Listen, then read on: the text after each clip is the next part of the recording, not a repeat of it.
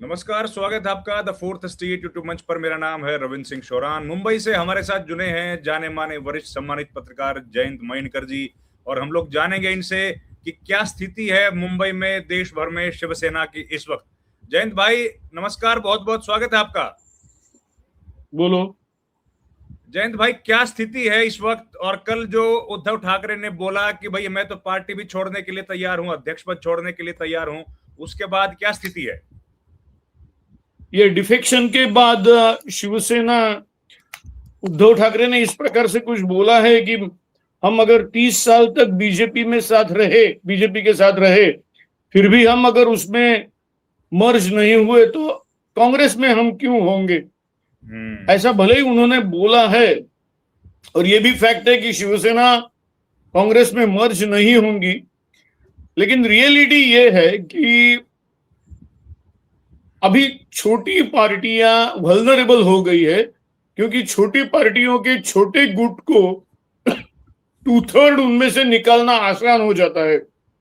अगर कभी बड़ी पार्टी रहे, जो मैंने पिछली बार भी आपके चैनल पे यही बोला था कि 99 में से 66 निकालना कठिन हो जाएगा, तो यानी भले ही अभी उद्धव ठाकरे ने कहा है दूसरा आघात लगने के बावजूद कि नहीं, मैं तो हमारी पार्टी चलाते रहूंगा, लेकिन बातें ये चल रही है कि अभी उनके पास जो 20 एमएलए है, वो 20 में से 14 बाहर निकलने वाले हैं। ओ, ये बातें चल रही है 14, क्योंकि वहां कुछ नहीं तो शिंदे सेना में ये बात चल रही है, और आंकड़ा भी दिया गया है 14। और जो भी कोई इनके पास कुछ 65 अभी मुंबई में कॉरपोरेटर है, तो 65 में से भी 40 जा रहे हैं। ये बातें चल रही है। मैं जो उस वक्त भी बोला था कि ये दूसरा जो झटका लगा है शिंदे के बाद, ये बहुत तगड़ा झटका है। और अभी पॉलिटिकली अगर ऐसे झटकों से बचना है तो एक बड़ी पार्टी का ही आधार लेना पड़ेगा। ये छोटी पार्टियां करके ये हो नहीं सकता। तो ये राजनीति अभी चलेगी। तो कल दो बड़ी रैलियां हुई शिवसेना की, शिंदे ने भी की, उद्धव ठाकरे ने भी की, तो किस तरह का माहौल कल देखने को मिला जयंत भाई? कल जो बड़ी रैलियां जो हुई थी दो, शिवसेना ने, उद्धव ठाकरे ने भी किया, एक नाथ शिंदे देखो, ने भी किया। सेना फाउंडेशन, एक इंटरेस्टिंग बात है कि बाला साहब ठाकरे ये व्यक्ति को 3 पार्टियां और साथ में बीजेपी भी उनकी पूजा करती है, यानी 4 पार्टियां, मनसे, शिंदे सेना और ठाकरे सेना। और शिंदे सेना और ठाकरे सेना दोनों ये 19 जून को हमारा फाउंडेशन डे करके मानते हैं। लेकिन जो इंडियन पॉलिटिकल डायस्पोरा है, जो हम कश्मीर से लेकर कन्याकुमारी तक देखते हैं कि फैमिली पैट्रियार्क जहां है वही पार्टी रहती है।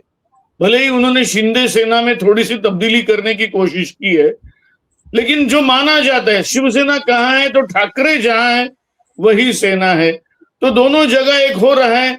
एक जगह बात हो रही है कि दूसरे गद्दार है, और एक जगह बात हो रही है भाई आप में से इतने लोग क्यों जा रहे हैं, या आप खुद क्यों नहीं सोचते।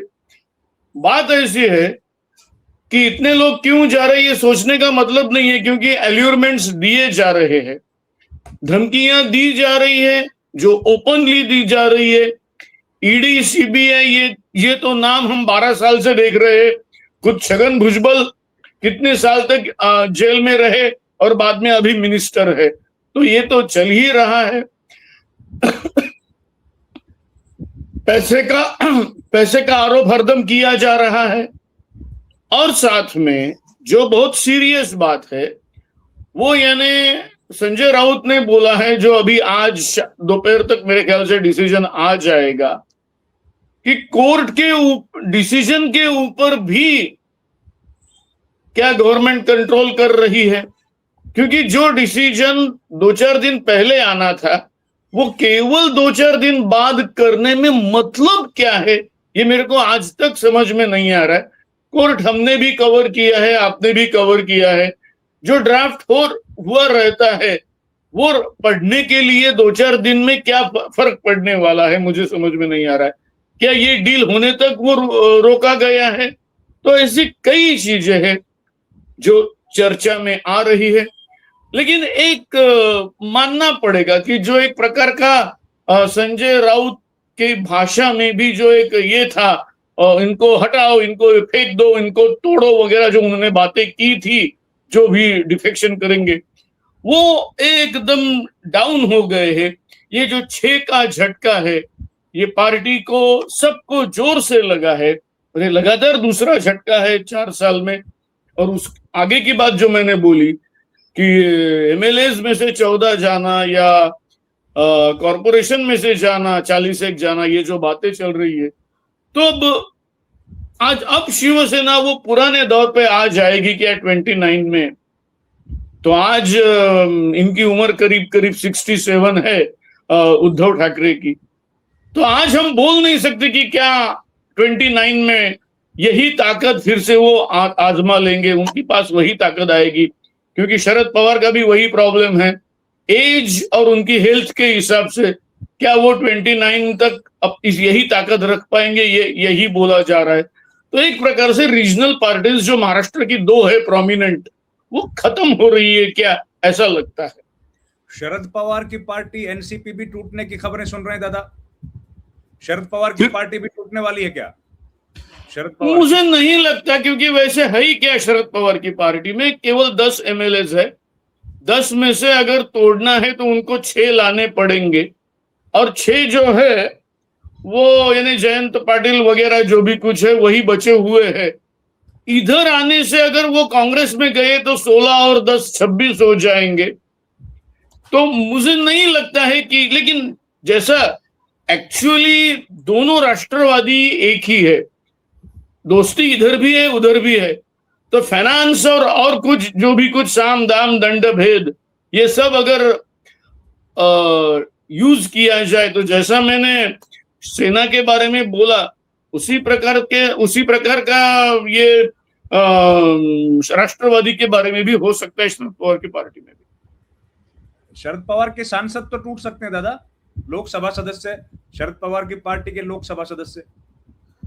हाँ, शरद पवार की पार्टी के 7 लोकसभा सदस्य है, 7। तो अभी तक तो उनमें उनके ऊपर कुछ हुआ नहीं है। 7 में से अगर करना है तो वही 1/3 यानी करीब करीब उनको 5 लाने पड़ेंगे।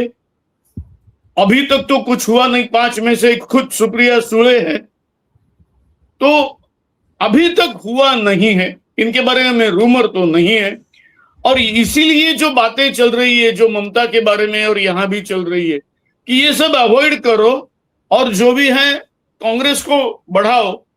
यानी अगर आज ममता बनर्जी और शरद पवार साथ में आ गए तो करीब करीब 115 तक कांग्रेस की स्ट्रेंथ जा सकती है, और वो एक साइजेबल हो सकता है। तो ऐसी बातें तो चल रही है, लेकिन ऐसी बातों में खुद कांग्रेस भी चाहती है कि चाहे वो शरद पवार रहे या चाहे वो ममता रहे, ये इतने झुके, क्योंकि एक जमाने में इन दोनों ने भी कांग्रेस को बहुत बड़ी तकलीफ दी है, इंसल्ट किया है।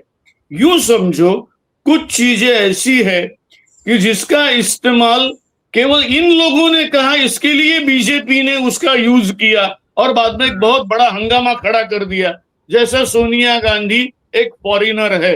एक्चुअली ये बात जो है, ये बात सबसे पहले निकालने वाले शरद पवार थे, सबसे पहले 90। ये रियलिटी है जिसकी वजह से उनको पार्टी से निकाल दिया। अब कई इंडियंस जो है, जो बिल्कुल अमेरिका से लेके इंग्लैंड तक वो प्राइम मिनिस्टर वाइस प्रेसिडेंट बने हैं, तो क्या कोई फॉरेनर आके बन नहीं सकता था क्या?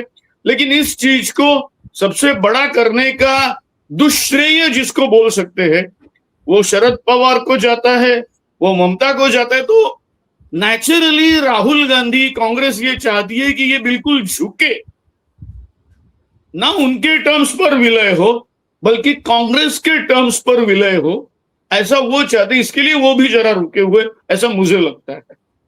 जी, बहुत बहुत धन्यवाद जयंत भाई, आपने बड़ी तफसील से सारी बातें बताई। Thank you very much, thank you, बहुत बहुत धन्यवाद आपका।